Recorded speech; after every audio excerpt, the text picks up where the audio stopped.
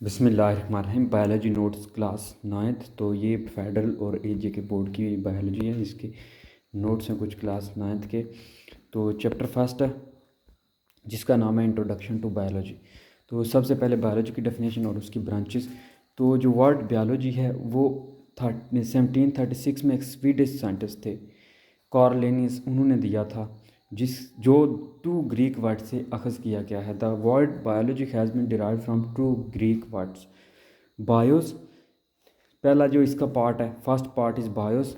BIOS mean first part, इसका मतलब है living things. Bio mean life और लिविंग थिंग्स। जबकि दूसरा जो पार्ट है इसका लॉजी यानी लोगस, जिसका मतलब है टू स्टडी नॉलेज और थॉट्स। तो कलेक्टिवली जो बायोलॉजी की डेफिनेशन आती है वो है biology is the natural science which deals with the study of living organism. के बायोलॉजी साइंस की वो ब्रांच है, साइंस की वो शाख है, कुदरती साइंस है जिसमें हम जिंदारों का मुताला करते हैं। अब मेन ब्रांचेस ऑफ बायोलॉजी हैं, तो there are 3 main branches of biology. First one is botany, the study of plants. तो बॉटनी जो होती है उसमें हम प्लांट्स की स्टडी करते हैं। दूसरी है ज़ुवालॉजी, ज़ुवालॉजी स्टडी ऑफ एनिमल्स। तो ज़ुवालॉजी में हम एनिमल्स जानवरों की स्टडी करते हैं। थर्ड वन है माइक्रोबायोलॉजी। अब माइक्रोबायोलॉजी में हम स्टडी करते हैं micro organism such as viruses and bacteria extra. तो माइक्रोबायोलॉजी में हम माइक्रो ऑर्गेनिज्म जो बिल्कुल छोटे ऑर्गेनिज्म हैं जिनको हम खाली आँख से देख नहीं सकते, उनकी स्टडी करते हैं, जैसे बैक्टीरिया, वायरसेस। अब कुछ अदर ब्रांचेस हैं बायोलॉजी की। सबसे पहले है मॉर्फोलॉजी, के शक्ल जो है ना वो या किस चीज़ का स्ट्रक्चर कैसा होता है। The branch of biology which deals with the study of form and structure of living organism. तो बायोलॉजी की वो ब्रांच जिसमें हम स्ट्रक्चर और फॉर्म देखते हैं लिविंग ऑर्गेनिज्म की, उसको कहते हैं मॉर्फोलॉजी। मॉर्फ का मतलब होता है फॉर्म। फिर दूसरी चीज़ है एनाटमी। एनाटमी का मतलब होता है एना का मतलब होता है अब, टोमिया का मतलब होता है कटिंग। ठीक है, तो कट के देखना यानी कट करके। The branch of biology which deals with the study of internal structure of living organisms. तो इंटरनल स्ट्रक्चर लिविंग ऑर्गेनिज्म जो जिंदार हैं उनके अंदरूना जो स्ट्रक्चर है उसकी स्टडी को कहते हैं एनाटमी। थर्ड वन है हिस्टोलॉजी। हिस्टोलॉजी का मतलब होता है टिश्यूज़ के, the microscopic study of animals and plant tissues is called histology. तो एनिमल्स और प्लांट्स के टिश्यूज़ की स्टडी करना माइक्रोस्कोपिक लेवल के, बिल्कुल छोटे ही काट काट के उनको जो है उनकी क्रॉस सेक्शन लेके देखना, इसको कहते हैं हिस्टोलॉजी। फिर फिजियोलॉजी मतलब फंक्शन। ठीक है, कि फंक्शन क्या करते हैं डिफरेंट जो पार्ट्स हैं किसी लिविंग ऑर्गेनिज्म के। The branch of biology which deals with the study of the function of different parts of living organism is called physiology. कि डिफरेंट जो पार्ट्स हैं किसी लिविंग ऑर्गेनिज्म के वो फंक्शन क्या परफॉर्म करते हैं, इसकी स्टडी को कहते हैं फिजियोलॉजी। उसके बाद एम्ब्रियोलॉजी। तो एम्ब्रियोलॉजी स्टडी होती है कि डेवलपमेंट, एक एग से जो एक पूरा ऑर्गेनिज्म बन जाता है उसकी स्टडी को जो कहते हैं ना embryology. The branch of biology which deals with the study of development of a new individual from a fertilised egg. कि एक नए जिंदार का बन जाना एक फर्टिलाइज्ड एग से इज़ कॉल्ड एम्ब्रियोलॉजी, इसको कहते हैं एम्ब्रियोलॉजी। Next taxonomy. अब टैक्सोनॉमी में होता है टैक्सा। टैक्सा का मतलब होता है अरेंजमेंट करना, और नॉमिया का मतलब है डिस्ट्रीब्यूशन। कि अरेंजमेंट या डिस्ट्रीब्यूशन चीज़ों को ऐसे ग्रुप्स या छोटे टैक्सा में डिस्क्राइब कर क्लासिफिकेशन करना ताकि आसानी से हम उनके बारे में पढ़ सकें। The branch which deals with the study of naming and classification of organisms into groups and sub groups on the basis of similarities. क्या उनमें सिमिलरिटीज़ क्या है एंड डिफरेंस क्या है, among them is called taxonomy. तो taxonomy में different taxa या arrangement किया जाता है डिफरेंट ग्रुप्स और सब ग्रुप्स में, कि उन जानवरों में जो है ना वो उन जानदारों में सिमिलरिटीज़ क्या हैं और डिफरेंसेस क्या हैं उस बेस पे। तो इसको कहते हैं टैक्सोनॉमी। फिर आती है सेल बायोलॉजी। तो सेल बायोलॉजी में हम सेल के फंक्शन, उसकी ऑर्गेनाइज और डिवीजन के बारे में पढ़ते हैं। कि the study of the structure and function of cell, cell organise and division is called cell biology और साइटोलॉजी। तो उसको सेल बायोलॉजी या साइटोलॉजी कहते हैं, जिसमें हम सेल के फंक्शन, उनका स्ट्रक्चर और उसकी डिफरेंट ऑर्गेनाइज की स्टडी करते हैं। नेक्स्ट है पेलियोंटोलॉजी। तो पेलेंट का मतलब होता है पेलियस का मतलब होता है एशियंट और एंटा का मतलब है बीइंग, कि बहुत पहले जो चीज़ें यहाँ रह रही थी, पेलियंटोलॉजी उसको कहते हैं कि कुछ चीज़ें जो थी यहाँ पे डायनासॉर्स वगैरह वो अब नहीं है इस दुनिया में, तो उनकी स्टडी को, तो study of fossils of the extinct organism is called palaeontology. तो एक्सटिंक्ट जो अब ख़त्म हो गए हैं, जो नापैद हो गए हैं, उन जिंदारों के फॉसिल्स की रिमेन जो हैं, जो चीज़ें रह गई हैं, कोई उनकी हड्डियाँ वगैरह, उनकी स्टडी को कहते हैं पेलेंटोलॉजी। अब सब ब्रांच ऑफ पेलेंटोलॉजी की भी अब दो आगे ब्रांचेज हैं, एक है पैलियो बॉटनी और दूसरी है पैलियो जोलॉजी। तो पैलियो बॉटनी में जो है ना वो बॉटनी के जो प्लांट्स के फॉसिल्स हैं उनकी स्टडी करते हैं, और पैलियो जोलॉजी जिंदारों के जो जानवर हैं उनके जो है वो फॉसिल्स की स्टडी करते हैं। अब इम्यूनोलॉजी जो होती है ना, ये बायोलॉजी की ब्रांच होती है, ये स्टडी करते हैं इम्यूनो सिस्टम कि किसी जो जानदार हैं या प्लांट्स हैं वो कैसे जो है वो मदाफ़त करते हैं, कैसे अगेंस्ट जो बैक्टीरिया वायरसेस और डिजीज़ वर्क करते हैं, इसकी स्टडी को कहते हैं immunology. Study of immuno system of animals and plants is called immunology. फिर इम्यूनो सिस्टम क्या होता है? इम्यूनो सिस्टम एक डिफेंस सिस्टम है लिविंग ऑर्गेनिज्म का which fight against disease causing microbe is called immuno system, के जो फाइट करता है जो या माइक्रो ऑर्गेनिज्म वगैरह या कोई डिजीज़ इंसान को होती है या प्लांट को, तो उसके अगेंस्ट जो चीज़ काम करती है, हमारा वाइट ब्लड सेल्स या जैसे वाइट ब्लड है, तो वो फिर उसको इम्यूनो सिस्टम कहते हैं। फिर है एंटोमोलॉजी। तो एंटोमोलॉजी एंटोमोन का मतलब होता है इंसेक्ट, ठीक है। तो ब्रांच ऑफ बायोलॉजी जो डील करती है with the scientific study of insect is called entomology. Entomology के बाद जेनेटिक्स है। तो जेनेटिक्स यानी इसमें स्टडी करते हैं हम सिंपली कि transmission of characters from parents to one generation to next generation, कि पेरेंट्स से ऑफ स्प्रिंग में जो करेक्टरिस्टिक्स होती हैं ट्रांसफ़र, उसकी स्टडी को जेनेटिक्स कहते हैं। Deals with the study of heredity character transmitted through genes from parents to offspring is called genetics. तो इसको जेनेटिक्स कहते हैं कि विरासत में जो है ना वो चीज़ें जो जैसे आपके जो है ना हेयर कलर या आइज़ कलर या फिर जो है ना आपके फीचर्स वगैरह, नोज़ के टीथ, ये इस तरह उनका अरेंजमेंट, ये अक्सर जो है ना वो lot of time is similar as your parents होता है। Then microbiology. तो स्टडी ऑफ माइक्रो ऑर्गेनिज्म से, छोटे जो ऑर्गेनिज्म से स्मॉल, जैसे बैक्टीरिया है, ठीक है। फिर है माइक्रो ऑर्गेनिजम्स। माइक्रो ऑर्गेनिज्म कौन से होते हैं? तो micro organism which can not seen through naked eye, के हम खाली आँख से नहीं उन्हें देख सकते, and can be studied under microscopes are called micro organism, जैसे बैक्टीरिया और वायरसेज हैं। देन है बायोटेक्नोलॉजी। बायोटेक्नोलॉजी वो ब्रांच है जिसमें हम बैक्टीरिया वगैरह को यूज़ करते हैं मेडिसिन वगैरह बनाने के लिए या डिफरेंट जो है ना वो ह्यूमन के बेनिफिट्स के लिए। The branch of biology which deals the study of practical application of living organism for the welfare of human being, के इंसानों के फ़ायदे के लिए यूज़ करना माइक्रो ऑर्गेनिज्म को, इसको कहते हैं बायोटेक्नोलॉजी, या दूसरे लिविंग ऑर्गेनिज्म को। जैसे क्या यीस्ट यूज़ करते हैं ड्रग्स और एंटीबायोटिक्स में और फूड की प्रिजर्वेशन और क्लोनिंग में।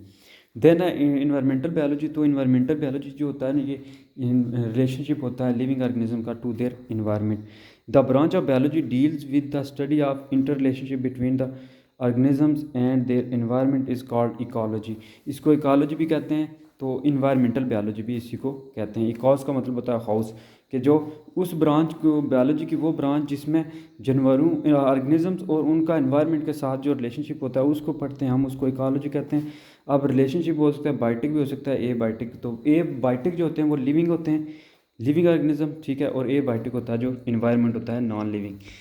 अब देन है पैरासाइटोलॉजी, जिसमें हम स्टडी ऑफ पैरासाइट्स करते हैं। The branch of biology deals with study of parasites. Parasites कौन से हो सकते हैं? अब इसमें मस्कीटो है, जैसे बैक्टीरिया है, ये पैरासाइट्स भी हैं। पैरासाइट्स क्या हैं? Those organism which take food and shelter from living host and harm them are called parasites. तो वो ऑर्गेनिज्म जो दूसरे ऑर्गेनिज्म से शेल्टर भी लेते हैं, उससे फूड भी खाते हैं और उसको एज अ होस्ट इस्तेमाल भी करते हैं, ठीक है। उससे सब कुछ खा भी रहे हैं लेकिन उससे नुकसान भी पहुँचा रहे हैं, बीमारियाँ भी दे रहे हैं, तो ये फिर हो गए पैरासाइट्स। ये बीमारियाँ जो देते हैं उनको कहते हैं पैथोजन, ठीक है। अब सोशल बिहेवियर। सोशल बिहेवियर होता है कि जिंदारों का दूसरे जिंदारों के साथ relationship.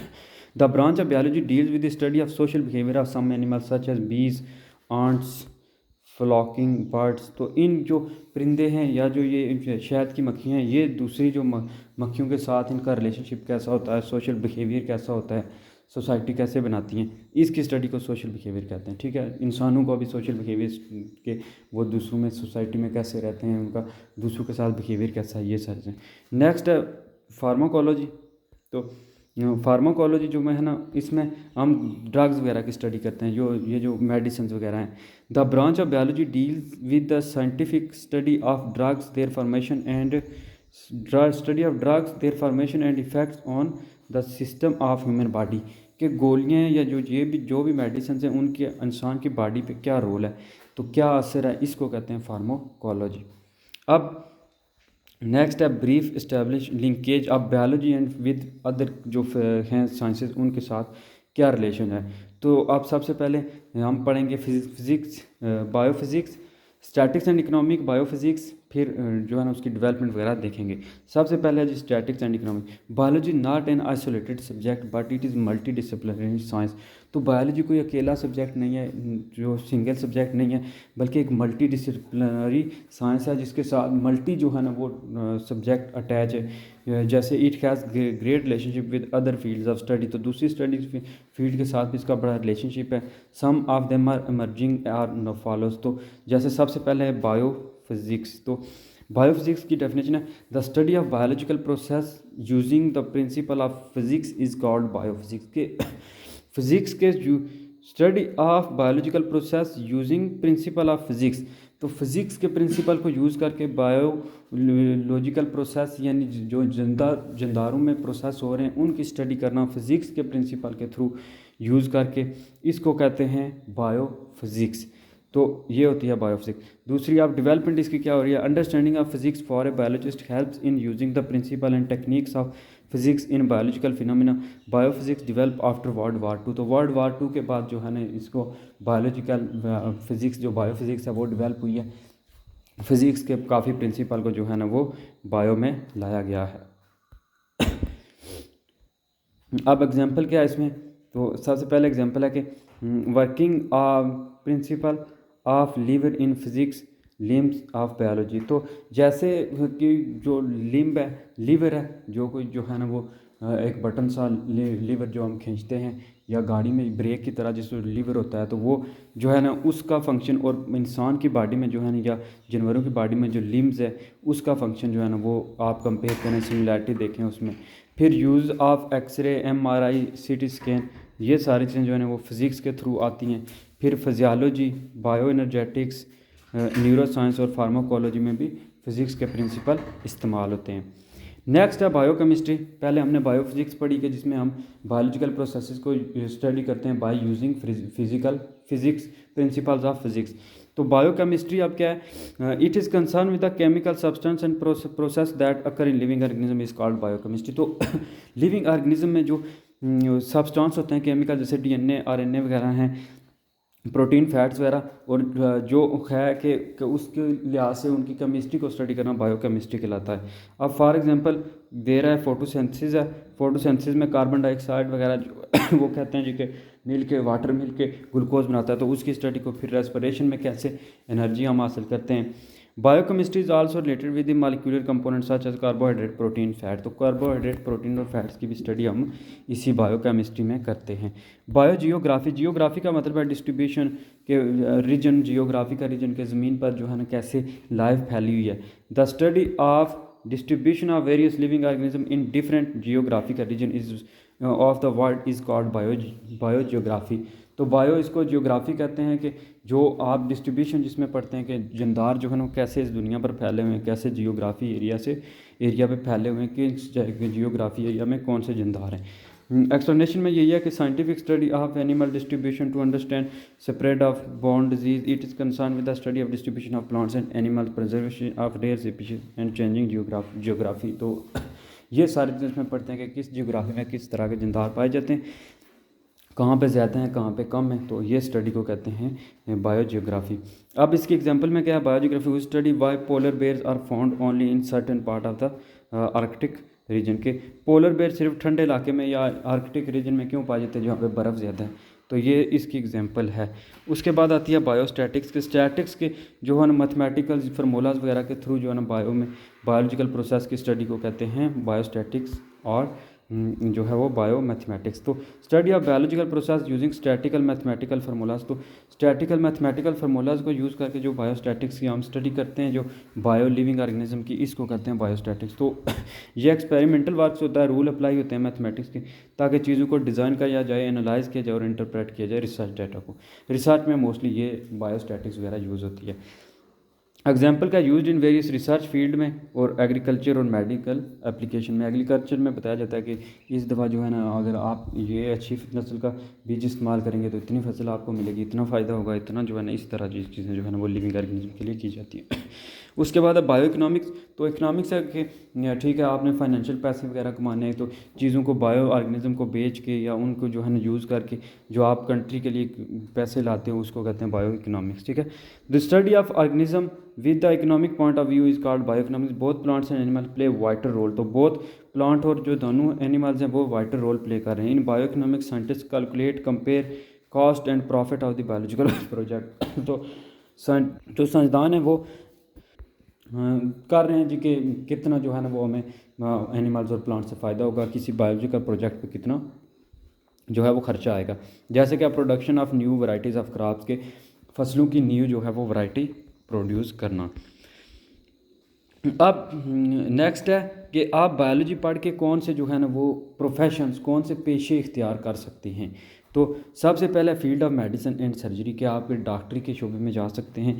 The profession of medicine is related to with diagnose and treatment of human disease के, जो ये मेडिसिन वाला शोबा है, जो पेशा है, इसमें आप क्या करते हैं, डायग्नोज करते हैं, बीमारियों की पता करते हैं उनको कि उस बंदे को कौन सी बीमारी है, फिर उसका ट्रीटमेंट करते हैं ह्यूमन डिजीज़ का। जबकि सर्जरी में क्या होता है, यानी ऑपरेशन करना, तो इसमें the part of the body में भी रिमूव किया जाता है, निकाल दिया जाता है कोई जो फॉल्टी पार्ट होता है, तो इसमें रिपेयर और रिप्लेस कर दिया जाता है कि कुछ जो जैसे किडनी वगैरह ट्रांसप्लांट की जाती है। ठीक है। तो इस तरह जो है ना वो कुछ चीज़ें जो होती हैं वो रिपेयर की जाती हैं सर्जरी के through stones through Ronal surgery, यानी ये स्टोन्स निकालते हैं, किडनी स्टोन्स वगैरह। ट्रांसप्लेनेशन ऑफ होती है, किडनी ट्रांसप्लांट करना, हार्ट लिवर वगैरह जो है ना, ये सारी चीज़ें इसमें आती हैं मेडिकल और सर्जरी में। कि मेडिसिन में सिर्फ आप जो है ना डायग्नोज करते हो कि बंदे को डिजीज़ बीमारी क्या है, फिर उसकी ट्रीटमेंट करते हो। जबकि जो सर्जरी है उसमें आप प्रॉपर ऑपरेशन करके जो होता है उसका बंदे का ऑर्गन वगैरह ख़राब होता है या जो उसका बॉडी पार्ट होता है डिफेक्टिव होता है, उसको फिर रिप्लेस कर देते हो। नेक्स्ट है फिशरीज। तो फिशरी का जो प्रोफेशन है ये is related to the production of fish के, इसमें बंदे जो है ना वो बनाते हैं, छोटा सा तालाब बनाते हैं और फिश की प्रोडक्शन करते हैं, उसके बारे में वो खुराक और जो है ना वो। In this field the biologist study the various aspects of fish such as habitat, requirement, population, life cycle, disease and effects of pollutant.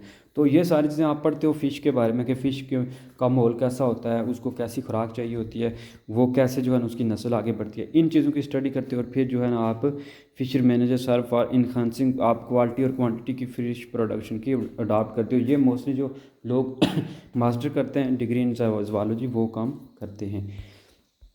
फिर एग्रीकल्चर में कि जो है ना वो फसलों वगैरह में जो है ना आप करते हो। The science of farming include the growing of crops and rearing of animal is called agriculture. तो साइंस की इस ब्रांच में जो है ना वो फार्मिंग की जाती है, जिसमें क्या किया जाता है कि फसलें उगाई जाती हैं, crops, growing of crops and rearing of animal is called agriculture. तो इसमें एग्रीकल्चर के रिलेटेड जो भी है ना वो ज़राअत के मुताबिक जो ज़राअत की चीज़ें हैं वो की जाती हैं। लोग जैसे क्या कर रहे हैं जी, क्रॉप लाइक वीट्स वगैरह, rice, corn, livestock like buffalo cows जो है ना वो रख रहे हैं, वो घर में पाल रहे हैं जो है पेट्स के तौर पर, तो और उनसे फ़ायदा उठा रहे हैं। ये सब कुछ एग्रीकल्चर की फील्ड में होता है बायोलॉजी में। तो इसमें क्या आप फिर एग्रीकल्चर में आप एग्रीकल्चर डेवलपमेंट हो रही है, वेटनरी, ये जो जानवरों के डॉक्टर वगैरह हैं, फार्मास्यूटिकल इंडस्ट्रीज़ में हो रहा है, फूड इंडस्ट्री में काम हो रहा है, और ये ताकि जो है ना वो अच्छे तरीके से फसलें उगाई जाएँ और ज़्यादा से ज़्यादा मुल्क में खुराक की प्रोडक्शन की जाए। अब एनिमल हस्बेंड्री तो it is also called animal science. Animal husbandry को एनिमल साइंस भी कहा जाता है। It is concern with the care and breeding of domestic animals. तो इसका जो मोस्टली कंसर्न होता है कि वो डोमेस्टिक एनिमल जो आपके घर के जो है वो पालतू जानवर हैं, जैसे शीप है, कैटल है, तो एनिमल हस्बेंड्री। तो इसमें अब क्या किया जाता है, जो इसके स्टूडेंट हैं एनिमल हस्बेंड्री के, वो can get degree in veterinary science after the higher secondary education in biology. तो FSC के बाद वो बायोलॉजी पढ़ने के बाद जो है ना वो अच्छे मार्क्स लेने के बाद ये वेटरनरी में जो है ना वो करते हैं, साइंस में डिग्री लेते हैं, डॉक्टर बन जाते हैं जानवरों के, ठीक है। तो graduate in animal science work in veterinary and pharmaceutical industry life stocks and farming. तो इस तरह वो फिर लाइफ स्टॉक और फार्मिंग में हेल्प करते हैं। उसके बाद है हॉर्टिकल्चर। तो हॉर्टिकल्चर जो है ना स्टडी होती है गार्डनिंग की। गार्डन में जो चीज़ें हैं जिसमें नर्सरीज आती हैं, commercial betterment of commercial nurseries, ornamental plants, ये जो सजावट के लिए घरों में प्लांट्स वगैरह लगाए जाते हैं, फूल वाले प्लांट्स वगैरह, पार्क जो है ना उसमें जो क्रिएशन की जाती है, ग्रीन बेल्ट बनाए जाते हैं। तो ये सारी चीज़ें जो सजाई जाती हैं ये हॉर्टिकल्चर में। हॉर्टिकल्चर इज़ एक find job in fruit and vegetables production. तो फ्रूट और वेजिटेबल प्रोडक्शन में ये जो लोग करते हैं कि फूड की जो है ना इंस्पेक्शन करते हैं, इस ये भी मोस्टली इधर से ही आते हैं हॉर्टिकल्चर से। तो ये गार्डन और पोस्ट मैनेजमेंट वगैरह, नर्सरीज वगैरह भी डिज़ाइन करते हैं। उसके बाद आप फॉरेस्ट्री में जा सकते हैं, यानी फॉरेस्ट में जो कंसर्न करता है फॉरेस्ट के साथ के जंगलात में जो है ना वो growing forest to provide timber, ताकि जो है ना वो सबसे पहले तो forestry is the art and science of managing forest its concern. तो फॉरेस्ट को मैनेज करना, फिर growing forest to provide timber provide करना, ताकि जो है ना वो जो है बिल्डिंग्स के लिए मटेरियल वगैरह, नेचुरल रिसोर्स को डेवलप करना, ज़्यादा से ज़्यादा प्लांट लगाना, प्रोटेक्शन करना वाइल्ड लाइफ हैबिटेट और रिक्रिएशन करना, यानी न्यू प्लांट्स लगाना, न्यू जो है ना वो वहाँ पे जो एनिमल्स वगैरह हैं वाइल्ड उनको भी प्रोटेक्ट करना, और जो प्लांट्स की स्पीशीज़ हैं उनको भी जो है वो प्रोटेक्ट करना। तो ये फॉरेस्ट्री भी काफ़ी जो है ना वो यूनिवर्सिटीज़ में अब पढ़ाई जाती है। नेक्स्ट है फार्मिंग, यानी फार्मिंग करना, ठीक है। फार्मिंग क्या होता है, इसमें मेंटेन किया जाता है एनिमल्स की ब्रीडिंग या पोल्ट्री फार्म या फ्रूट्स और वेजिटेबल्स वगैरह को जो है वो पकाया जाता है, उनके लिए कुछ जो है गार्डन वगैरह बनाए जाते हैं, लोग बनाते हैं। तो इस तरह की चीज़ें जो है करना, या कोई एनिमल वगैरह के लिए वो शेड वगैरह बनाते हैं, तो इसको फार्मिंग कहते हैं। तो ये फील्ड भी अडॉप्ट कर सकते हैं बायोलॉजिस्ट, जो लोग बायोलॉजी पढ़ते हैं। तो स्टूडेंट जो है ना प्रोफेशनल डिग्री इसमें हासिल कर सकते हैं, और एग्रीकल्चर और एनिमल हस्बेंड्री वगैरह भी इसमें कर सकते हैं फार्मिंग में। अब फोरेंसिक साइंस में, तो फोरेंसिक रिलेटेड होता है कि कानून लॉ में जो है ना जो इन्वेस्टिगेशन वगैरह होती है, तो DNA वगैरह का टेस्ट वगैरह, इस तरह की चीज़ें। The use of scientific method in the investigation of crime is known as forensic science. तो कि जो साइंटिफिक मेथड है उनके यूज़ होना इन्वेस्टिगेशन में, क्राइम की, किसी जुर्म की इन्वेस्टिगेशन में जो साइंटिफिक मेथड यूज़ होते हैं, इसको कहते हैं फोरेंसिक साइंस। फोरेंसिक बायोलॉजिस्ट जो है ना वो वर्क करते हैं with the police department and other process evidence that can be use to detect crime, ताकि जो है वो क्राइम को डिटेक्ट किया जाए। जैसे क्या एग्जांपल क्या, DNA की फिंगरप्रिंटिंग करना। फिर हेल्थ केयर वर्कर भी काम कर सकते हैं, जैसे कोई ट्यूबरकुलोसिस, TB के मरीज़ हैं, कैंसर के मरीज़ हैं, या हार्ट डिजीज़ है, तो उनकी जो है ना वो पर्सनल केयर के लिए, या फिर उनको जो है ना इन चीज़ों से बचाने के लिए भी जो बायोलॉजिस्ट हैं वो वर्क कर सकते हैं, लोगों को अवेयर करने के लिए। जहाँ तक अब आके नेक्स्ट है जी, discuss the 5 kingdom system of classification. तो सबसे पहले जो अकॉर्डिंग टू 5 किंगडम सिस्टम जो है ना, organisms are classified into 5 kingdom. तो ये दिया किसने था, पहले तो ऑर्गेनिज्म को क्लासिफाई किया 5 किंगडम में, और ये दिया 1969 में रॉबर्ट विटिकर ने ये सिस्टम इंट्रोड्यूस करवाया, 5 किंगडम सिस्टम वाला। अच्छा, 5 किंगडम सिस्टम में सबसे पहले है किंगडम मोनीरा। तो किंगडम मोनीरा में आते हैं प्रोकैरियोटिक ऑर्गेनिज्म जिनके सेल में न्यूक्लियस नहीं होता। एक तो प्रोकैरियोटिक होते हैं, ठीक है, यूनिसेलर एंड माइक्रोस्कोपिक होते हैं, यानी यूनिसेलर एक ही सेल के बने होते हैं। जो किंगडम मोनीरा है इनको प्रोकैरियोट्स भी कहते हैं, क्योंकि ये प्रोकैरियोटिक ऑर्गेनिज्म है, इनका जो सेल है उसमें प्रॉपर न्यूक्लियस नहीं है, यूनिसेलर एक सेल के बने हुए हैं, और माइक्रोस्कोपिक और बिल्कुल छोटे हैं। Nuclear membrane and membrane bonded organelles are also absent. तो इनमें न्यूक्लियस भी नहीं होता, ट्रू कि वो न्यूक्लियर मेम्ब्रेन हो वो भी नहीं होती, और मेम्ब्रेन बॉन्डेड ऑर्गेनेल्स जैसे कि माइटोकॉन्ड्रिया वगैरह भी नहीं होते, ठीक है। फिर जो है ना वो जो गाल्जी ऑपरेटस वगैरह, इस तरह की जो मेम्ब्रेन जिन ऑर्गेनेल्स के अराउंड जो है ना मेम्ब्रेन्स हैं वो इसमें नहीं होती। Their cell is made up of murein. तो म्यूरिन यानी शुगर अमाइनो एसिड जिनको पेप्टाइडोग्लाइकन कहते हैं उसके बने होते हैं सिंपलेस्ट लिविंग ऑर्गेनिज्म में पहले हैं, क्योंकि प्रोकैरियोट्स हैं। प्रो का मतलब होता है बिफोर यूकैरियोट्स में न्यूक्लियस, न्यूक्लियस से पहले के हैं। इनमें बैक्टीरिया, ब्लू ग्रीन एल्गी और साइनोबैक्टीरिया वगैरह आते हैं। दूसरे नंबर पे है किंगडम प्रोटिस्टा। अब प्रोटिस्टा का मतलब होता है वेरी फास्ट, ठीक है। तो इट इंक्लूड्स यूकैरियोटिक, अब ट्रू न्यूक्लियस वाले सेल हैं, यूनिसेलर हैं एंड सिंपल मल्टीसेलर ऑर्गेनिजम्स हैं। तो इसमें भी जो है ना यूकैरियोटिक है, लेकिन मोस्टली यूनिसेलर और कुछ बिल्कुल सिंपल से मल्टीसेलर ऑर्गेनिज्म है। Usually live in aquatic habitat. तो मोस्टली जो है ना वो अभी लाइफ का स्टार्ट है, क्योंकि ये प्रोटिस्टा है, प्रोक्रियाट्स हैं। तो यानी पहला था किंगडम मोनीरा, अब प्रोटिस्टा आ गया, अब हैं यूकैरियोटिक, लेकिन पाए ये भी पानी में जाते हैं। ये भी बिल्कुल सिंपल से ऑर्गेनिज्म है, यूनिसेलर हैं और सिंपल मल्टीसेलर हैं। इनमें क्लोरोफिल होता है, क्योंकि ये अपनी जो है ना वो खुराक को खुद प्रिपेयर कर सकते हैं। सम लैक क्लोरोफिल, कुछ में क्लोरोफिल नहीं होता, वो अपनी खुराक खुद जो है ना प्रोड्यूस नहीं कर सकते, जैसे कि फंगस है। ठीक है, तो some organisms are plant like, some are animal like and some are fungus like. तो कुछ जो होते हैं वो प्लांट्स की तरह होते हैं, जो प्लांट्स की तरह अपनी खुराक खुद बनाते हैं, कुछ एनिमल्स की तरह होते हैं जो दूसरों के अनुसार करते हैं, और कुछ फंगस की तरह होते हैं जो कभी इंसान, कभी जो है ना प्लांट एक्ट करते हैं, कभी एनिमल। तो अब प्लांट लाइक जो है ना वो कलमनास है, फंगस लाइक जो है वो स्लाइम मोल्ड्स, और एनिमल लाइक जो है ना अमेबा है, यूनिसेलर। तो ये सारे जो है ना वो किंगडम प्रोटिस्टा में आते हैं। उसके बाद है किंगडम फंजाई। तो फंजाई जो है ना वो इसका अलग ही किंगडम बनाया जाता है, क्योंकि ये ना प्लांट्स में आ रहा है ना एनिमल्स में आ रहा है। तो they are eukaryotic multicellular organism. तो यूकैरियोटिक है, बने इनके सेल में जो है वो डेवलप सेल है, इनका न्यूक्लियस है उसमें प्रेजेंट है, मेम्ब्रेन बाउंडेड ऑर्गेनेल्स भी प्रेजेंट है। मल्टी सेलर ज़्यादा सेल्स के बने होते हैं। हीट्रोट्राफ्स हैं, ये अपनी फूड खुद तैयार नहीं कर सकते, they can not synthesise their own food, अपनी खुराक खुद नहीं बना सकते। The food is store inside the body and form glycogen. तो स्टोर फूड जो होती है वो बॉडी के अंदर स्टोर होती है और फॉर्म करते हैं glycogen. Their cell wall is made up of chitin. तो इनकी सेल वॉल में काइटिन होता है। ठीक है, they take their food by absorption. तो ये अपनी फूड ऑब्जॉर्प्शन के थ्रू यानी बॉडी के थ्रू लेते हैं। ठीक है, तो ये जो है ना किंगडम फंजाई की कैरेक्टरिस्टिक है। अब इसमें है क्या, ब्रेड मोल्ड है, मशरूम है, पफ बॉल्स और यीस्ट हैं। ये जो होते हैं दद्दे वगैरह, ये जो छतरियाँ नहीं होती बारिश के बाद उगती, ये भी फंजाई होती हैं। नेक्स्ट है किंगडम एनिमिलिया। तो एनिमिलिया जो है ना वो यूकैरियोटिक है, मल्टी सेलर एनिमल्स हैं। ठीक है, पहली बात है यूकैरियोटिक है, इनका सेल डेवलप है, न्यूक्लियस है, उसमें मेम्ब्रेन बाउंडेड ऑर्गेनेल्स हैं। फिर वो मल्टी सेलर ऑर्गेनिजम्स है कि मल्टी सेलर एनिमल्स हैं। इनमें सेंट्रियोल प्रेजेंट होता है इनके सेल में, ठीक है, सेल को शेप वगैरह देने के लिए। फिर क्लोरोफिल नहीं, एनिमल सेल में क्लोरोफिल नहीं होता। ठीक है, और ये अपनी खुराक खुद नहीं प्रोड्यूस करते, बल्कि ये जो है वो फूड टेक करते हैं फ्रॉम द प्रोड्यूसर यानी प्लांट से। This kingdom contain both vertebrates और इनवर्टिब्रेट्स भी होते हैं, यानी कुछ में रीढ़ की हड्डी होती भी है और कुछ में नहीं भी होती। वर्टिब्रेट्स में क्या है, वर्टिब्रेट्स वो होते हैं दे हैव बैकबोन, जैसे फिश, बर्ड्स हैं, एनी मैमल्स हैं। ठीक है, ह्यूमन और जो है वो कुछ ये जानवर वगैरह। तो इनवर्टिब्रेट्स में वो होते हैं जिनमें नो बैकबोन, तो जैसे कि ये छोटे जो इंसेक्ट वगैरह हैं या जेलीफिश, वॉर्म वगैरह। ठीक है, उसके बाद नेक्स्ट है किंगडम प्लांटी। तो प्लांटी यूकैरियोटिक भी है, मल्टी सेलर, उसमें प्लांट्स भी हैं प्लांटी में। तो ऑटोट्राफ्स हैं प्लांटी, क्योंकि ये अपनी फूड जो है वो खुद प्रोड्यूस करते हैं थ्रू फोटोसिंथेसिस के।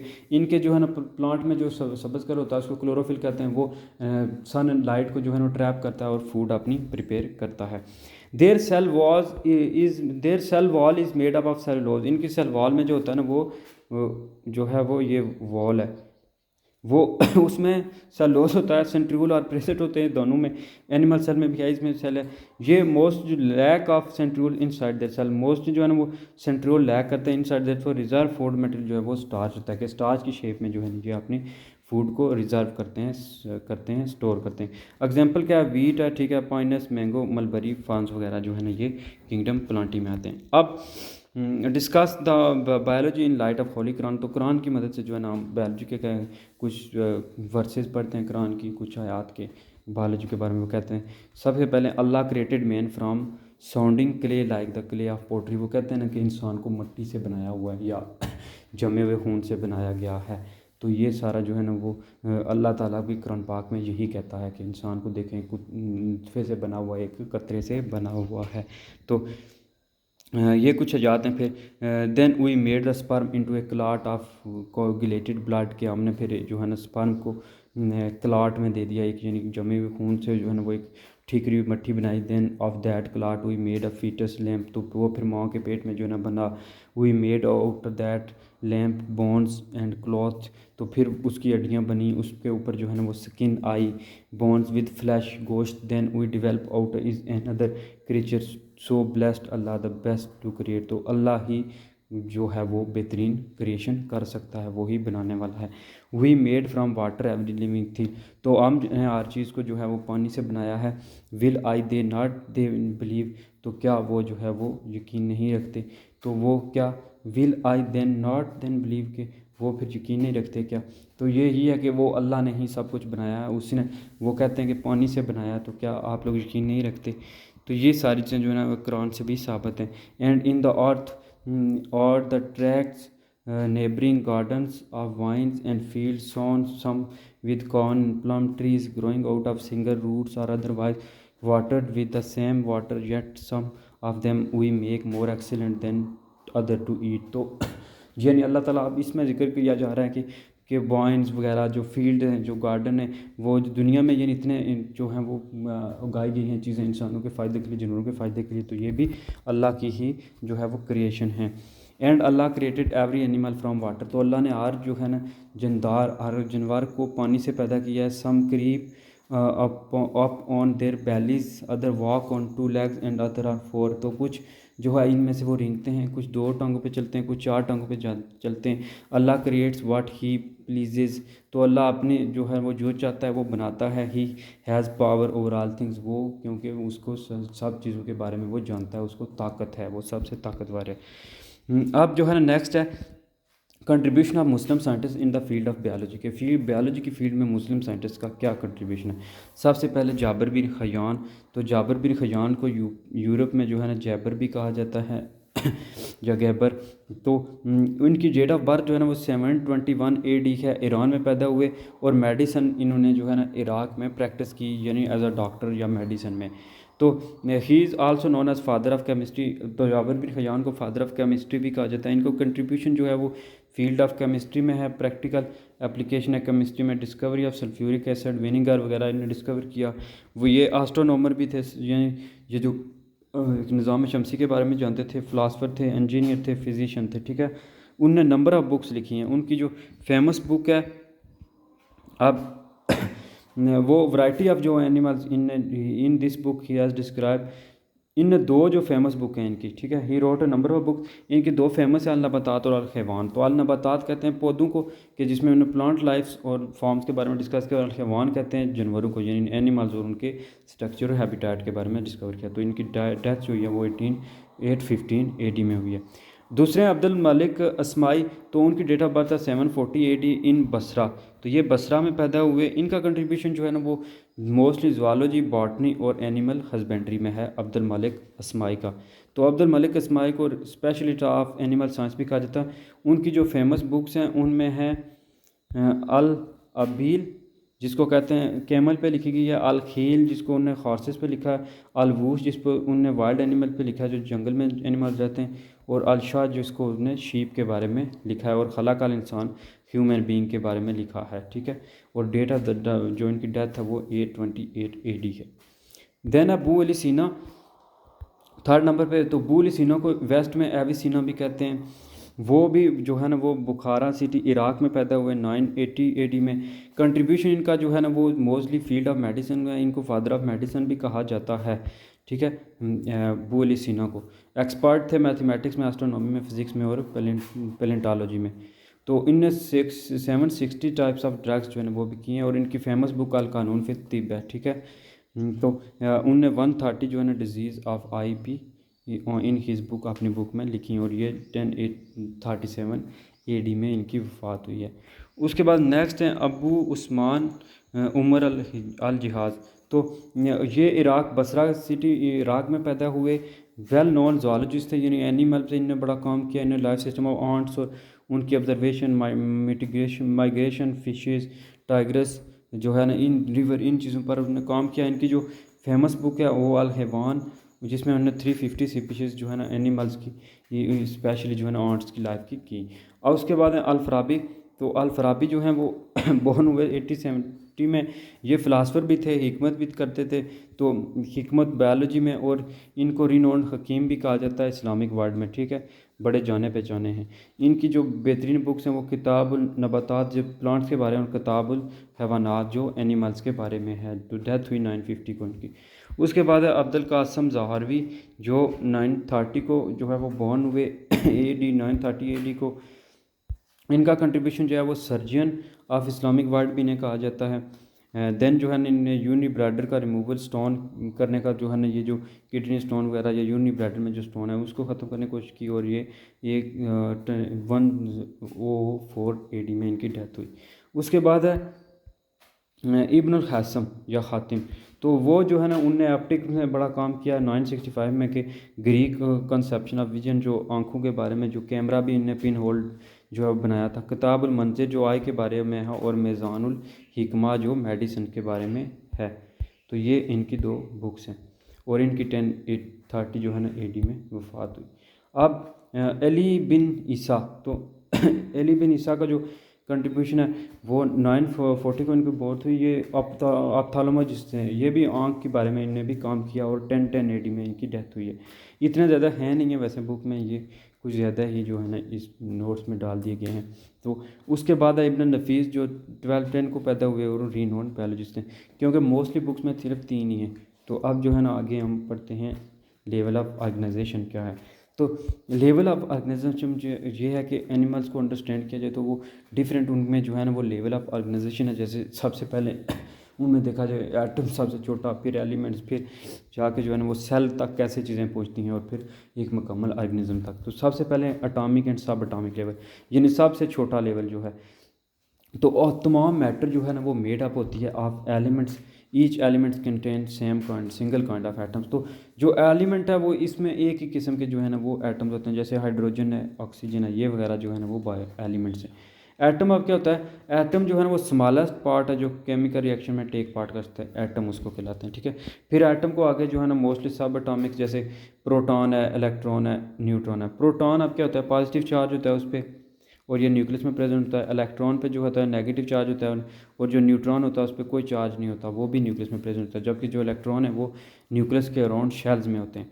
फिर बायो एलिमेंट्स हैं जो जिनसे जिंदारों की बॉडी बनती है। तो 92 नेचुरल है जिसमें 16 एलिमेंट्स हैं जिनको बायो एलिमेंट्स कहा जाता है। वो 16 जो है ना वो ह्यूमन की बॉडी या एनिमल्स की बॉडी बनाते हैं, जिनमें ऑक्सीजन है, कार्बन है, हाइड्रोजन है, कैल्शियम है, फास्फोरस है। ये 99% of the total mass of protoplasm बनाते हैं किसी भी लिविंग ऑर्गेनिज्म का। तो कुछ ट्रेस जो ट्रेस मिकदार में पाए जाते हैं जिनमें सल्फ़र है, क्लोरीन है, सोडियम है, मैग्नीशियम है, कॉपर वगैरह, जिंक वगैरह, ये जो थोड़ी थोड़ी मिकदार में पाए जाते हैं इनको बायो एलिमेंट्स कहते हैं। अब ऑक्सीजन जो लिविंग ऑर्गेनिज्म में पाए जाते हैं वो 65% है, कार्बन 18% है, हाइड्रोजन 10% है, नाइट्रोजन 3% है, कैल्शियम 0 फास्फोरस 0.1 और जो है वो अदर एलिमेंट्स भी 0.1 बिल्कुल ट्रेस मिकदार में, थोड़ी थोड़ी मिकदार में पाए जाते हैं। अब ये था आटम और सब एटॉमिक लेवल यानी एलिमेंट्स लेवल, बायो एलिमेंट्स क्या होते हैं, ठीक है। अब हमने पढ़ना है मालिक्यूल लेवल क्या है, मालिक्यूल कैसे बनते हैं और मालिक्यूल होते क्या है। तो ग्रुप ऑफ एटम्स, अब एटम जो बॉन्ड होके बन रहे हैं क्या, मालिक्यूल्स। तो मालिक्यूल में क्या होता है, हाइड्रोजन और नाइट्रोजन आ जाते हैं मालिक्यूल में, ऑक्सीजन वगैरह, ठीक है। उसके बाद जब मालिक्यूलर लेवल के बाद मालिक्यूल में आप 2 तरह के होते हैं, एक होता है बायो मालिक्यूल, ठीक है, कि जिनसे जो है ना वो लिविंग ऑर्गेनिज्म की बॉडी बनी होती है। इन organism bio element do not occur in isolated form, they combine other covalent bonding. तो वो ये एक दूसरे के साथ, जैसे H2O पानी हमारी बॉडी में होता है तो वो एक दूसरे के साथ जो मिलाया जाता है तो वो बायो मालिक्यूल कहलाता है। अब बायो मालिक्यूल 2 तरह के होते हैं, एक होते हैं माइक्रो जो बिल्कुल छोटे होते हैं और एक होते हैं मैक्रो, ठीक है। तो माइक्रो वो होते हैं जिनका लो मालिक्यूलर वेट होता है, जो छोटे हैं बिल्कुल, ठीक है, जैसे क्या है ग्लूकोज है, वाटर है, अमीनो एसिड्स वगैरह। और मैक्रो वो होते हैं जिनका हायर मालिक्यूलर वेट होता है, जिसमें कार्बोहाइड्रेट्स है, प्रोटीन्स, लिपिड्स वगैरह आते हैं। तो ये हो गया बायो मालिक्यूल, ठीक है, मालिक्यूलर लेवल में। अब हमने देखना है कंपाउंड क्या होते हैं। तो कंपाउंड जब 2 या 2 से ज़्यादा जो मिलते हैं ना एलिमेंट्स, तो तब जाके जो है ना वो बनते हैं कंपाउंड। तो इसमें आप कंपाउंड में 2 तरह के होते हैं, ऑर्गेनिक है और इनऑर्गेनिक कंपाउंड है। ऑर्गेनिक कंपाउंड है जिनमें कार्बन, ऑक्सीजन और हाइड्रोजन कंटेन हों, ठीक है।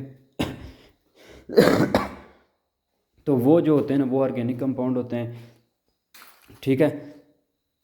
और इनऑर्गेनिक कंपाउंड में जो है ना वो कंपाउंड जिनमें जो है वो कार्बन हाइड्रोजन ना हो, ऐसे कंपाउंड जिनमें कार्बन हाइड्रोजन वाले जो है ना वो मालिक्यूल ना हो तो उसको कहते हैं इनऑर्गेनिक कंपाउंड, ठीक है। जैसे H2O और एग्जाम्पल क्या है, ये ऑर्गेनिक एग्जाम्पल है। These compound except organic compounds are called inorganic compound. और ऑर्गेनाइज लेवल पे क्या होता है, तो ऑर्गेनाइज लेवल पे ये है कि पार्टिकल वे ऑर्गेनेलिज होती हैं, जैसे क्या है कि आपकी जो है सब सेलुलर स्ट्रक्चर्स परफॉर्म करते हैं, जैसे माइटोकॉन्ड्रिया है आपकी सेल में, कुछ छोटी छोटी जो है ना ऑर्गेनेलिज होती हैं जो आपके सेल के अंदर फंक्शन कैरी करती हैं, जैसे प्रोटीन की ट्रांसफ़र करती हैं प्रोटीन को सेल के एक पार्ट से दूसरे पार्ट से, एक सेल से दूसरे सेल तक। तो वो उन ऑर्गेनेलिज को different biomolecule combine in particular way, तो अब बायोमोलिक्यूल कंबाइन हो रहे हैं पर्टिकुलर वे के साथ, और क्या बना रहे हैं, सब सेलुलर स्ट्रक्चर बना रहे हैं जिनको ऑर्गेनेलिज कहते हैं। तो each organelles perform a particular function, जैसे कि माइटोकॉन्ड्रिया जो है वो एनर्जी प्रोवाइड कर रहे हैं। अब देन नेक्स्ट है सेलुलर लेवल। अब सेल बन गया है, तो सेल जो होता है ना वो बेसिक स्ट्रक्चर और फंक्शन यूनिट होता है लिविंग ऑर्गेनिज्म का। तो सेल जो है ना वो बेसिक फंक्शन परफॉर्म करता है, जैसे कुछ ऑर्गेनिज्म यूनिसेलर हैं, कुछ मल्टी सेलर हैं, ठीक है, कुछ एक सेल के बने हुए हैं, कुछ ज़्यादा सेल्स के बने हुए हैं। उसके बाद सेल्स मिलके बनाते हैं जी टिश्यू। तो सिमिलर सेल जो है ना वो परफॉर्म करते हैं similar function, organise into groups, इसको टिश्यू कहते हैं, जैसे एपिडर्मल टिश्यू है, ग्राउंड टिश्यू है, मेसोफिल टिश्यू है, ठीक है। देन अब एनिमल टिश्यू में क्या आता है कि वो नर्वस के टिश्यू, नर्वस सिस्टम के, muscular tissue, glandular structure tissues. तो अब टिश्यू मिलके बना देते हैं ऑर्गन। तो जब more than one type of tissues combine together to form specific activity, such group of related tissue is called an organ. तो जब बहुत से ऑर्गेनिज्म जो बहुत से जब टिश्यूज़ कंबाइन हो जाते हैं तो वो फिर स्पेसिफिक एक्टिविटीज़ परफॉर्म करते हैं और उसको ऑर्गन बना देते हैं। और ऑर्गन कैसे है, जैसे आपका किडनी है, ठीक है, गुर्दा यानी लीवर आपका, और स्टोमिक वगैरह जो है ना ये सारे एक ऑर्गन बन जाते हैं। फिर ऑर्गन सिस्टम, डिफरेंट ऑर्गन जब कंबाइन होते हैं together to perform related function तो उसको कहते हैं ऑर्गन सिस्टम बन जाता है उसमें। जैसे अब क्या है, हमारा डाइजेस्टिव सिस्टम है, निज़ाम हज़म पूरा जो है ना एक ऑर्गन सिस्टम है, ठीक है। फिर और पूरा जब आप ऑर्गन सिस्टम के बाद पूरा ऑर्गेनिज्म बन जाता है कि डिफरेंट ऑर्गन सिस्टम कंबाइन होकर फॉर्म करते हैं होल ऑर्गेनिज्म के। हमारे बॉडी के जो ऑर्गन सिस्टम, डाइजेस्टिव सिस्टम है, ठीक है, मेंटल नर्वस सिस्टम है, तो ये सिस्टम मिलके सारे जो है ना फिर हम एक पूरी बॉडी बन जाते हैं, एक ऑर्गेनिज्म बन जाते हैं, जैसे मैन है और या फिर कोई प्लांट्स हैं, ठीक है। अब स्पीशीज़ क्या होती हैं, तो स्पीशीज़ होती है ग्रुप ऑफ सिमिलर ऑर्गेनिज्म के, एक जैसे ऑर्गेनिज्म जो आपस में इंटरब्रीड कर सकते हैं और प्रोड्यूस कर सकते हैं फर्टाइल ऑफ स्प्रिंग, उसको कहते हैं स्पीशीज़। जैसे हम ह्यूमन रह रहे हैं, ठीक है, एक जगह, तो हमारी जो है ना एक ही स्पीशीज़ है इंसानों की, ठीक है, मर्द औरत सारे इसमें आ जाते हैं। फिर जो है ना कुछ ब्रासिका या जो बफेलोज वगैरह हैं उनकी भी एक स्पीशीज़ है, ठीक है। पॉपुलेशन क्या होती है, जब एक group of organism of the same species, जब एक सेम स्पीशीज, जैसे पाकिस्तान की पॉपुलेशन के पूरे पाकिस्तान में जितनी एक इंसानों की स्पीशीज़ रह रही है उसकी, और वो आपस में जो है ना एक प्लेस पे रह रही है एक टाइम में, उसको उसकी पॉपुलेशन कहते हैं। कि any group of species, same species living together in the same place at the same time is called population. को वो सेम टाइम एक की वजह कैसे चेक करते हैं, 2017 में कितने लोग जो है ना 2020 में या 23 में कितनी आबादी है पाकिस्तान की, तो वो फिर पाकिस्तान में उस वक्त कितने लोग यानी वो रह रहे हैं, ये सारा कुछ देखा जाता है।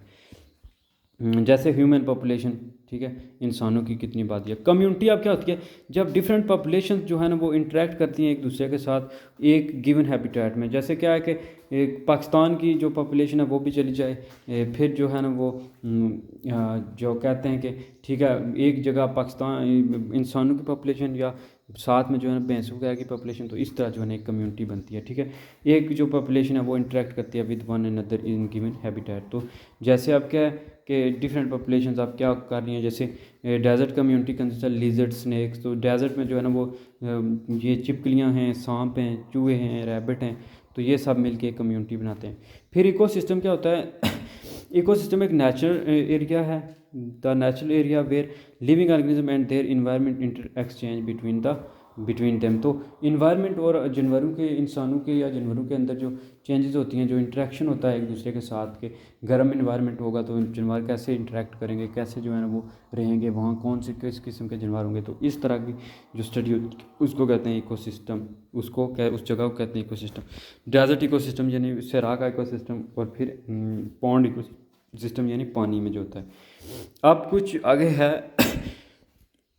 अच्छा, अब है बायोस्फीयर। तो बायोस्फीयर का मतलब होता है कि ज़मीन में जहाँ लाइफ एग्जिस्ट कर सकती है, ठीक है, ज़मीन का वो part, the part of the earth in which life exist including land, water and atmosphere, it is called zone of life on earth.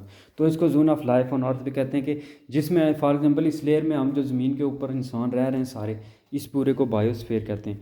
Biosphere को आप बेसिक जो है ना वो जोन में डिवाइड करके, जिसका लिथोस्फीयर है, जिसको सॉलिड पोर्शन जो है ये जो पत्थर वगैरह हैं, ठीक है, इसकी स्टडी को, इसके पोर्शन को लिथोस्फीयर कहते हैं। हाइड्रो जहाँ पे वाटर है हाइड्रो, और एटमॉस्फेयर जहाँ पे गैसेस पोर्शन है यानी कार्बन ऑक्सीजन वगैरह जो हमारी हवा में प्रेजेंट है, इसको कहते हैं एटमॉस्फेयर। पानी जहाँ पे मौजूद है उसको पानी, यानी समुद्रों वगैरह की स्टडी, इस सब को हाइड्रोस्फीयर, और जो पहाड़ वगैरह हैं, माउंटेन्स वगैरह हैं, उनको लिथोस्फीयर कहते हैं। तो ये सारा एक प्रोसेस था। एटम, मॉलिक्यूल, सेल जो है ना इस तरह बना, फिर सेल से टिश्यू, टिश्यू से आर्गन, और आर्गन से पूरा बॉडी सिस्टम, और बॉडी सिस्टम पूरा ऑर्गेनिज्म बना। फिर ऑर्गेनिज्म से पहले स्पीशीज़, फिर पॉपुलेशन, फिर कम्युनिटी, फिर इकोसिस्टम, फिर बायोस्फीयर। ये पूरा एक साइकिल आ रहा है। देखें एटम से लेकर एंड तक बायोस्फीयर तक जा रहा है कि पूरी लाइफ जो है ना वो एग्जिस्ट कैसे कर रही है। अब different types of cellular organisation है। तो सेलुलर ऑर्गेनाइजेशन में सबसे पहले उसने सेलुलर ऑर्गेनाइजेशन होती क्या है कि जिसमें एक सेल या मैनी सेल जो है ना ऑर्गेनाइज फॉर्म में रहते हैं, इसको कहते हैं सेलुलर ऑर्गेनाइजेशन। ठीक है कि सेलुलर ऑर्गेनाइजेशन के लिविंग ऑर्गेनिज्म जो है ना सिंगल सेल और मैनी सेल जो है ना ऑर्गेनाइज होते हैं। अब तीन तरह के जो है ना देयर आर 3 टाइप्स ऑफ जो है ना वो यूनिसेलुलर ऑर्गेनाइजेशन है। सबसे पहले आती है यूनिसेलुलर। यूनिसेलुलर में जो होते हैं ना ऑर्गेनिज्म वो made up of single cell, वो सिंगल सेल के बने होते हैं। यूनि का मतलब होता है सिंगल, एक ही सेल। और जबकि यूनिसेलुलर ऑर्गेनिज्म जो उनकी सारी लाइफ की एक्टिविटीज़ हैं वो ही सिंगल सेल परफॉर्म करता है। उनकी तमाम एक्टिविटीज़ जैसे वो रेस्पिरेशन, डाइजेशन, एक्सक्रीशन, रिप्रोडक्शन सब कुछ वही जो है ना वो सिंगल सेल ही परफॉर्म करता है। अब इसमें यूग्रेना, अमीबा और पैरामीशियम 3 जो है ना इसकी एग्जांपल्स हैं। दूसरे नंबर पे आता है कॉलोनियल के होते हैं, ये भी यूनिसेलर हैं, बने यूनिसेलर ऑर्गेनिज्म होते हैं, लेकिन लीव क्या रह क्या होते हैं कॉलोनी बनाकर। ठीक है, इसको कहते हैं कॉलोनियल ऑर्गेनाइजेशन के वो मिलजुल के एक साथ दूसरे के साथ जुड़े हुए होते हैं।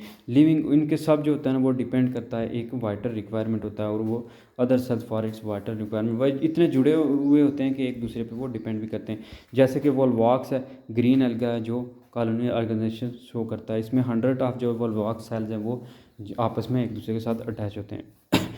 नंबर 3 पे multicellular organism. Multicellular organism जो है ना made up of more than 1 cell, तो एक सेल से ज़्यादा के बने होते हैं। ये भी ऑर्गेनाइज फॉर्म में होते हैं। इनमें टिश्यू, आर्गन और ऑर्गन सिस्टम होता है। जैसे हम में इंसान, तो हम इंसान जो फिर हैं वो क्या हैं, मल्टी सेलुलर हैं। ठीक है, अब इसकी मल्टी सेलुलर के एग्जांपल क्या है, मस्टर्ड है और फीमेलर फ्रॉग, और जो है ना वो है मस्टर्ड प्लांट। बोटेनिकल नाम जो है ना मस्टर्ड प्लांट का, जो ये सरसों का प्लांट है, इसका ब्रासिका कंपेस्टस है। और जो है जो ये फ्रॉग है इसका है रहना टिग्राना। अब प्लांट बॉडी क्या होती है, उसको डिवाइड किया गया मज़ीद 2 पार्ट्स में प्लांट बॉडी को। एक होता है वेजिटेटिव पार्ट और दूसरा होता है रिप्रोडक्टिव पार्ट। वेजिटेटिव पार्ट वो होता है जो बॉडी के पार्ट्स हैं, जैसे कि हैं ये जो सेक्सुअल रिप्रोडक्शन में हिस्सा नहीं लेते, जैसे रूट, स्टेम, ब्रांचेस, लीव्स वगैरह हैं। ठीक है, दूसरा रिप्रोडक्टिव पार्ट होता है फ्लावर के, वो रिप्रोडक्शन में क्योंकि वो रिप्रोडक्शन में हिस्सा लेता है, इसलिए जो है ना वो रिप्रोडक्टिव पार्ट है। अब ज़ूलॉजिकल नाम जो है ना वो फ्रॉग का वो राना टिग्राना है, टिग्रीना। तो उसके जो है ना ऑर्गन सिस्टम, आप डिफरेंट ऑर्गन सिस्टम इकट्ठे रह के काम करते हैं जो फ्रॉग है उसमें, जैसे क्या डाइजेस्टिव सिस्टम है, रेस्पिरेटरी सिस्टम है, ब्लड सर्कुलेटरी, सारा कुछ ये मिल के काम करते हैं जो है वो जो है फ्रॉग। ठीक है, एनिमल ज़ूलॉजी की स्टडी। तो ये एक सरसों का प्लांट्स है। That's all in first chapter in class 9th biology. Subscribe the channel. Thank you for watching video.